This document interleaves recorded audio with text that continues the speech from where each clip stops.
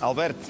Helo, siwmai. Croeso i Pamplona, Prifddinas Nafarroa. Diolch yn fawr iawn. Albert Bereges ydi ei enw, a dwi'n ei gyfarfod o tu allan i neuadd y ddinas. Wel, Albert, deitha fi dipyn bach o dy hanes di.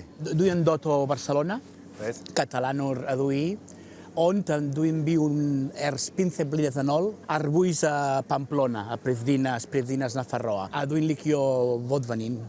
Felly, Catalanwr sydd yn byw yn Euskal Herria ac yn siarad Cymraeg. Wel, ond pam lai, no? Ond a beth yw, dwi wedi fod yn Nghymru am blwyddyn ac ati, 50 blynedd yn ôl, i ddysgu ar iaith. Ond dim ond i ddysgu ar iaith, ond cael profiad rangwladol i fi. Felly, beth wyt ti'n cofio am y blwyddyn a hanner yna yng Nghymru?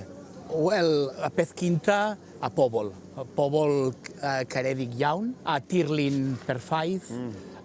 Wedyn dwi wedi cael y lwc i byw yn Calon Cymru, Ceredigion. Hyfryd iawn. Sorry, boys. Ond, wel, perffaith, profiad. Dwi'n cadw y profiad yn y Calon.